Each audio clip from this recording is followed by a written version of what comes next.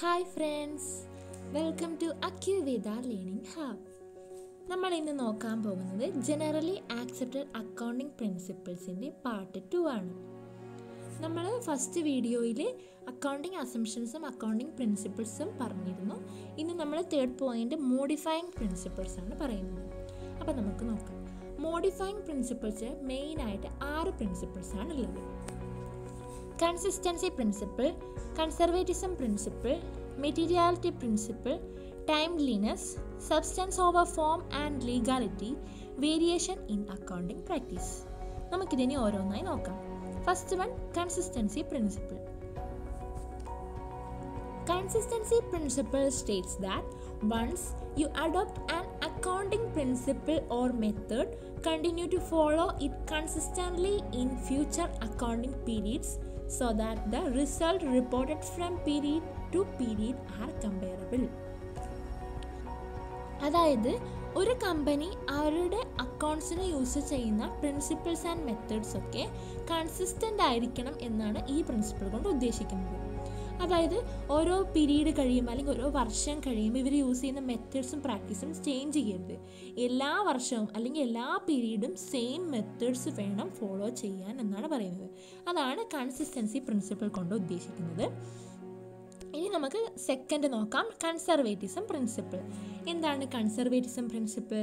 The profits should not be recorded until realised, but all losses even those which may have a remote possibility are to be provided for in the books of accounts. അതായത് ബിസിനസ്സിൽ ഒരിക്കലും profit over anticipate ചെയ്യാൻ പാടില്ല. നമ്മൾ profit മാത്രം ഓവറായിട്ട് expect ചെയ്യാൻ പാടില്ല, എന്നാൽ നഷ്ടം പ്രതീക്ഷിച്ചിരിക്കുകയും വേണം എന്നാണ് ഈ പ്രിൻസിപ്പിൾ കൊണ്ട് ഉദ്ദേശിക്കുന്നത്. ഇനി third one, materiality principle. This principle states that importance should be given only to material facts, ignoring insignificant details, otherwise accounting will be overloaded. അതായത് നമ്മുടെ അക്കൗണ്ട്സിൽ മെറ്റീരിയൽ ഫാക്ട്സ് മാത്രമേ റെക്കോർഡ് ചെയ്യാവൂ, ഇമ്മെറ്റീരിയൽ ആയിട്ടുള്ള കാര്യങ്ങളൊന്നും റെക്കോർഡ് ചെയ്യരുത്. അതാണ് മെറ്റീരിയൽ പ്രിൻസിപ്പിൾ കൊണ്ട് ഉദ്ദേശിക്കുന്നത്. മെറ്റീരിയാലിറ്റി പ്രിൻസിപ്പിൾ കൊണ്ട് ഉദ്ദേശിക്കുന്നത്.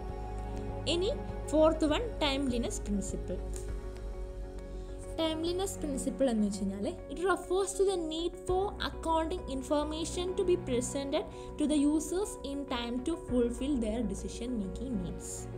അതായത് നമ്മുടെ എപ്പോഴാണോ അക്കൗണ്ടിങ് ഇൻഫർമേഷൻ ആവശ്യമായിട്ട് വരുന്നത് അപ്പോൾ അക്കൗണ്ടിങ് ഇൻഫർമേഷൻ അവൈലബിൾ ആയിരിക്കണം. നമ്മുടെ ബിസിനസ്സിൽ നമുക്ക് ഡിസിഷൻ മേക്കിങ്ങിൻ്റെ ടൈമിലൊക്കെ ആ ഒരു സമയത്ത് നമുക്ക് ഡിസിഷൻ മേക്ക് ചെയ്യേണ്ട സമയത്ത് നമുക്ക് അങ്ങനത്തെ സന്ദർഭങ്ങളിലൊക്കെ നമുക്ക് അക്കൗണ്ടിങ് ഇൻഫർമേഷൻ ആവശ്യമായിട്ട് വരും. അപ്പോൾ ആ നീഡ്സൊക്കെ ഫുൾഫില്ല് ചെയ്യേണ്ട ആ സമയത്ത് നമുക്ക് അക്കൗണ്ടിങ് ഇൻഫർമേഷൻ അവൈലബിൾ ആയിരിക്കണം എന്നാണ് പറയുന്നത്. അതായത് ഓൺ ടൈമിൽ അക്കൗണ്ടിങ് ഇൻഫർമേഷൻ അവൈലബിൾ ആയാൽ മാത്രമേ കാര്യമുള്ളൂ. അപ്പോൾ അതുകൊണ്ട് മാത്രമേ പ്രയോജനമുള്ളൂ എന്നാണ് ടൈംലിനെസ് പ്രിൻസിപ്പിൾ കൊണ്ട് ഉദ്ദേശിക്കുന്നത്. Fifth one, substance over form and legality. It's an accounting concept which means that the economic substance of transactions and events must be recorded in the financial statements rather than just there. അതായത് നമ്മൾ എപ്പോഴും transactions record ചെയ്യേണ്ടത് financial റിയാലിറ്റിയുടെ ബേസിലായിരിക്കണം, ഒരിക്കലും legal ബേസിസിൻ്റെ ഫോമിലല്ല. അതായത് financial transaction നടക്കുന്ന ദിവസം തന്നെ നമ്മുടെ അക്കൗണ്ട്സിൽ ആ ട്രാൻസാക്ഷൻ റെക്കോർഡ് ചെയ്യണം എന്നാണ് പറയുന്നത്. ചിലപ്പോൾ നമ്മുടെ ട്രാൻസാക്ഷൻ ഒരു ദിവസം ലീഗൽ കാര്യങ്ങൾ നടക്കുന്നത് വേറൊരു ദിവസമായിരിക്കും. അപ്പം ലീഗൽ കാര്യങ്ങൾ നടക്കുന്ന ദിവസമല്ല, ഫിനാൻഷ്യൽ ട്രാൻസാക്ഷൻ നടക്കുന്ന ആ ദിവസം തന്നെ നമ്മുടെ അക്കൗണ്ട്സിൽ അത് റെക്കോർഡ് ചെയ്യണം എന്നാണ് substance over form and legality principle കൊണ്ട് ഉദ്ദേശിക്കുന്നത്. Sixth one, variation in accounting practice. Certain industries may deviate from gap.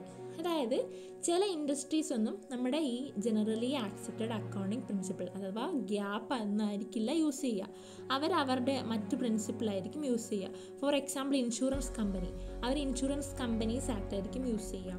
Bank എന്ന് പറയുമ്പോൾ ബാങ്കിങ് റെഗുലേഷൻ ആക്ടാണ് യൂസ് ചെയ്യുക. അപ്പോൾ അതൊക്കെ എന്ന് വെച്ച് കഴിഞ്ഞാൽ ഗ്യാപ്പിൽ നിന്നും ഡീവിയേറ്റ് ചെയ്തിട്ടുള്ള പ്രിൻസിപ്പിളായിരിക്കും അവർ യൂസ് ചെയ്യുക. ഇനി നമ്മൾ ഫോർത്ത് പോയിന്റ് അക്കൗണ്ടിങ് സ്റ്റാൻഡേർഡ്സ്. നമ്മളിപ്പോൾ മൊത്തത്തിൽ 4 ക്ലാസിഫിക്കേഷൻ പറഞ്ഞു എന്ന് ഫസ്റ്റ് തന്നെ പറഞ്ഞു. അടുത്ത വീഡിയോയിൽ നമ്മൾ അക്കൗണ്ടിങ് അസംഷൻസും അക്കൗണ്ടിങ് പ്രിൻസിപ്പിൾസും പറഞ്ഞു. ഇപ്പോൾ നമ്മൾ മോഡിഫൈങ് പ്രിൻസിപ്പിൾ പറഞ്ഞു. ഇനി ഫോർത്ത് വൺ അക്കൗണ്ടിങ് സ്റ്റാൻഡേർഡ്സ്. എന്താണ് accounting standards? An accounting standard is a common set of principles, standards, and procedures that define the basis of financial accounting policies and practices. It improves the transparency of financial reporting in all countries. They specify when and how economic events are to be recognized, measured, and displayed. അതായത് accounting standard എന്ന് പറഞ്ഞു കഴിഞ്ഞാൽ നമ്മളൊരു financial statement prepare ചെയ്യുമ്പോൾ follow ചെയ്യേണ്ട rules and ഗൈഡ് ലൈൻസിനെയാണ് accounting standard എന്ന് പറയുന്നത്. ഒരു common set of principles, standards, procedures ഒക്കെയാണ് അക്കൗണ്ടിങ് സ്റ്റാൻഡേർഡ് എന്ന് പറയുന്നത്. ഇതെന്ന് പറയുമ്പോൾ എല്ലാ കൺട്രീസിലും ഒരേപോലെ ഫോളോ ചെയ്യുന്നത് കൊണ്ട് തന്നെ നമ്മുടെ ഫിനാൻഷ്യൽ റിപ്പോർട്ട് എന്ന് പറയുമ്പോൾ ഫിനാൻഷ്യൽ റിപ്പോർട്ടിങ്ങിൻ്റെ ട്രാൻസ്പെറൻസി ഇമ്പ്രൂവ് ചെയ്യാൻ ഹെൽപ്പ് ചെയ്യുന്നു. അതേപോലെ പിന്നെ നമ്മുടെ എക്കണോമിക് ഇവൻറ്റ്സൊക്കെ എങ്ങനെ എപ്പോൾ റെക്കഗ്നൈസ് ചെയ്യണം, മെഷർ ചെയ്യണം, ഡിസ്പ്ലേ ചെയ്യണം എന്നൊക്കെ നമുക്ക് സ്പെസിഫൈ ചെയ്തു തരുന്നതും അക്കൗണ്ടിങ് സ്റ്റാൻഡേർഡ്സ് ആണ്. ഇനി നമുക്ക് ഇതിൻ്റെ ഫീച്ചേഴ്സ് അല്ലെങ്കിൽ ഒബ്ജക്റ്റീവ്സ് ഒക്കെ നോക്കാം. എന്താണ് features? First one, brings uniformity in accounting system. Accounting സിസ്റ്റത്തിൽ ഒരു യൂണിഫോമിറ്റി കൊണ്ടുവരാൻ അക്കൗണ്ടിങ് സ്റ്റാൻഡേർഡ് വളരെ ഹെൽപ്ഫുള്ളാണ്. അതായത് സെയിം സിസ്റ്റം അല്ലെങ്കിൽ സെയിം റൂൾസൊക്കെ ഫോളോ ചെയ്യുന്നത് കൊണ്ട് തന്നെ നമ്മുടെ അക്കൗണ്ടിങ് സിസ്റ്റത്തിലൊരു യൂണിഫോമിറ്റി ഉണ്ടാവും, ഒരു സമത്വം കൊണ്ടുവരാൻ നമ്മുടെ അക്കൗണ്ടിങ് സ്റ്റാൻഡേർഡ് സഹായിക്കുന്നു. ഇനി second one, easy comparability of financial statement. അതായത് നമ്മൾ സെയിം സിസ്റ്റം ഫോളോ ചെയ്യുന്നത് കൊണ്ട് തന്നെ നമുക്ക് ഫിനാൻഷ്യൽ സ്റ്റേറ്റ്മെൻറ്റുകൾ തമ്മിൽ ഈസി ആയിട്ട് കമ്പയർ ചെയ്യാൻ ഹെൽപ്ഫുള്ളാണ്. Third one, assist auditors. അതായത് റൂൾസൊക്കെ കറക്റ്റായിട്ട് ഫോളോ ചെയ്യുന്നത് കൊണ്ട് തന്നെ ഓഡിറ്റേഴ്സിന് ഓഡിറ്റിംഗ് നടത്താൻ വളരെ ഈസി ആയിട്ട് സാധിക്കുന്നു. ഇനി fourth one, makes accounting informative, easy and simple. Accounting informative ആക്കി മാറ്റാൻ നമ്മുടെ അക്കൗണ്ടിങ് സ്റ്റാൻഡേർഡ് വളരെ സഹായിക്കുന്നുണ്ട്. അതേപോലെ തന്നെ നമ്മുടെ അക്കൗണ്ട്സ് ഒക്കെ പ്രിപ്പയർ ചെയ്യാൻ സിമ്പിളായിട്ടും ഈസി ആയിട്ടും ചെയ്യാൻ നമ്മളെ സഹായിക്കുന്നു. ഇനി fifth one, avoids fruits and manipulations. Accounting standards follow ചെയ്യുന്നത് കൊണ്ട് തന്നെ ഫ്രോഡ്സും മാനിപ്പുലേഷനും നടത്താൻ സാധിക്കില്ല. എല്ലാ ബിസിനസ്സുകാരും ഒരേപോലെയല്ലേ ഫോളോ ചെയ്യുന്നത്. അപ്പോൾ അതുകൊണ്ട് തന്നെ ഫ്രോഡ്സും മാനിപ്പുലേഷൻസും അവോയ്ഡ് ചെയ്യാൻ സഹായിക്കുന്നുണ്ട്. ഇനി sixth one, provides reliability to financial statement. അതായത് ഫ്രോഡും മാനിപ്പുലേഷനും ഒന്നും നടക്കില്ല എന്ന് പറഞ്ഞല്ലോ, അത് നടക്കാത്തത് കൊണ്ട് തന്നെ ഫിനാൻഷ്യൽ സ്റ്റേറ്റ്മെൻറ്റ് റിലയബിൾ ആയിരിക്കും, നമുക്ക് വിശ്വസിക്കാൻ പറ്റും. അപ്പോൾ ഇതൊക്കെയാണ് അക്കൗണ്ടിങ് സ്റ്റാൻഡേർഡ്സിൻ്റെ ഫീച്ചേഴ്സ് അഥവാ ഒബ്ജക്റ്റീവ്സ്. അപ്പോൾ നമ്മൾ ഇന്ന് എന്തൊക്കെയാണ് പറഞ്ഞത്? മോഡിഫൈങ് പ്രിൻസിപ്പിൾസ് പറഞ്ഞു, അതിൽ 6 പോയിന്റ് പറഞ്ഞു, പിന്നെ അക്കൗണ്ടിങ് സ്റ്റാൻഡേർഡ് പറഞ്ഞു, അതിൻ്റെ ഫീച്ചേഴ്സ് പറഞ്ഞു. ഇപ്പോൾ ഇത്രയേ ഉള്ളൂ. എല്ലാവർക്കും മനസ്സിലായി എന്ന് വിചാരിക്കുന്നു. Thank you.